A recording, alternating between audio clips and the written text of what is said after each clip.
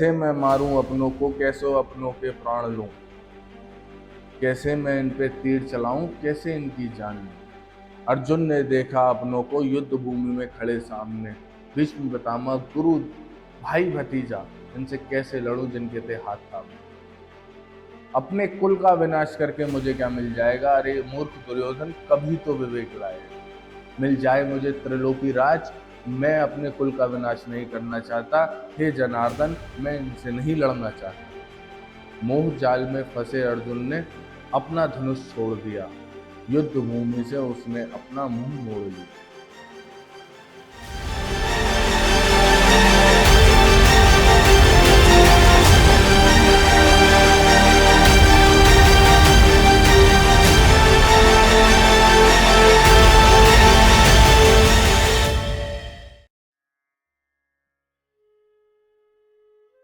नमस्कार दोस्तों, मैं आकर्षित चतुर्वेदी स्वागत करता हूं आपका क्यूबिकल। पिछली वीडियो में हमने पहले अध्याय के 1 से लेकर 20 श्लोक किए थे, जिसमें युद्ध क्षेत्र की परिस्थितियों और स्थितियों के बारे में संजय ने धृतराष्ट्र को बताया।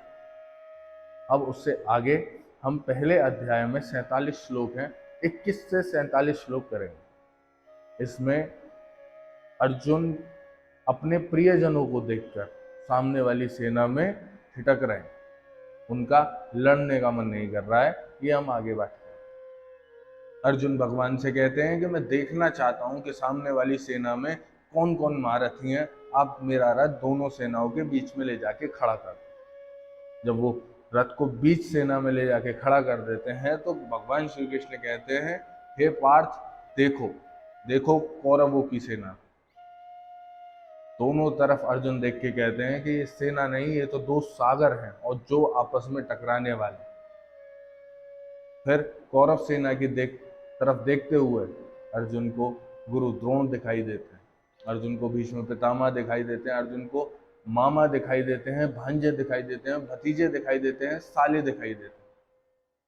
अर्जुन वहां अपना संयम नहीं रख पाते। अर्जुन के हाथ से धनुष छूटने लगता है, उनका मुंह सूखने लगता है, उनकी खाल लाल पड़ने लगती है। उनको समझ नहीं आता कि ये मैं क्या करने जा रहा हूं। वो इतनी पीड़ा और दुख में डूब जाते। वो अपने परिजनों को जब सामने वाली सेना में देखते हैं तो उन्हें समझ नहीं आता कि इस युद्ध में जीतना अच्छा है या हारना अच्छा है, इस युद्ध को लड़ना सही है या गलत है, अपनों को मार के मुझे क्या मिलेगा। ऐसे कई सवाल अर्जुन के मन में आ जाते। अर्जुन कहते हैं कि मैं अगर मुझे त्रिलोकी राज भी मिले तो मैं अपनों को ना मारूं, ये तो धरती का राज है, इसके लिए क्यों मारूं। भगवान सब सुनते रहते हैं और मुस्कुराते रहते हैं। अर्जुन बहुत ही ज्यादा दुविधा में फंस चुके हैं। बोलते हैं कि मैं क्यों धृतराष्ट्र के पुत्रों को मारूं, है तो आखिर वो मेरे भाई ही, भले ही वो मेरे ऊपर अधर्म कर रहे हैं या अधर्मी हैं, मैं उन्हें क्यों मारूं। अर्जुन के सवाल जायज हैं अगर एक इंसान मनुष्य की तरह देखा जाए तो।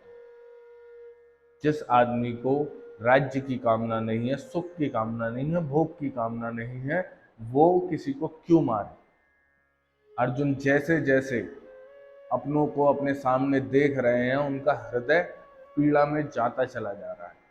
उनके हाथों से उनका धनुष छूट रहा है, उनका मुंह सूख रहा है, उनकी आत्मा और उनका दिमाग दोनों ही काम करना बंद कर रहे हैं।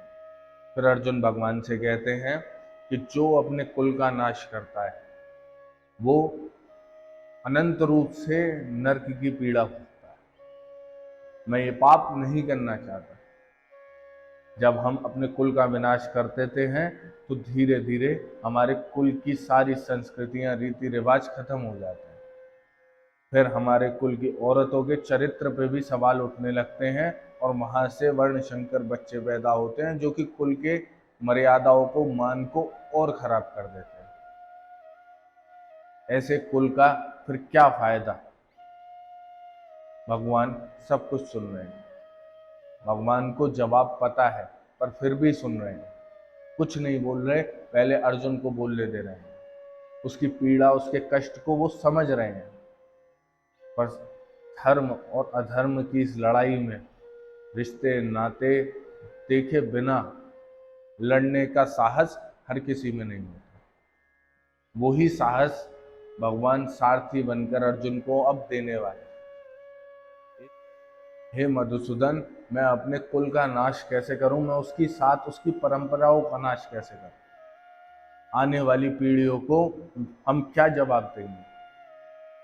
और मैंने तो ये भी सुना है कि जो व्यक्ति अपने कुल का नाश करता है वो अनंत काल के लिए नरक की पीड़ा को भोगता है। अगर मुझे त्रिलोकी राज मिल जाए, अगर मुझे एक ऐसा राजपाट मिल जाए जिसका कोई दुश्मन ना हो, फल फूल रहा हो, तो भी मैं इस दुख को अपने आप से अलग नहीं कर पाऊंगा। ये ऐसा कैसा राज्य है, ये कैसा युद्ध है जिसमें मुझे अपनों को मानना पड़े। इससे अच्छा तो ये है कि मैं निरस्त्र हो जाऊं और धृतराष्ट्र के पुत्र मुझे मार दें।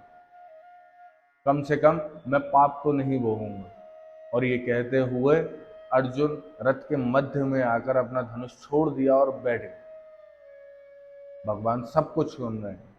भगवान को पता है कि एक मनुष्य के लिए ये सवाल बहुत बड़े हैं और इन सवालों का जवाब देना भी बहुत जरूरी है। तो दोस्तों, हमारा यहाँ पहला अध्याय खत्म होता है। पहले वीडियो में हमने 1 से लेकर 20 श्लोक किए थे और दूसरे वीडियो में 21 से लेकर 47 श्लोक। इस अध्याय का नाम था अर्जुन विषाद योग। अगला अध्याय जल्द ही आएगा। चैनल को शेयर करें और इस वीडियो को शेयर करें, लोगों को बताएं कि ऐसा भी कोई चैनल है जो लोगों को इस बारे में बताना चाहता है, अपने धर्म ग्रंथों को पढ़ाना चाहता है। आप लोगों की मदद चाहिए। चैनल को लाइक करें, सब्सक्राइब करें और बेल आइकन दबा दें ताकि सबसे पहले वीडियो आए आपको पता लगे। धन्यवाद।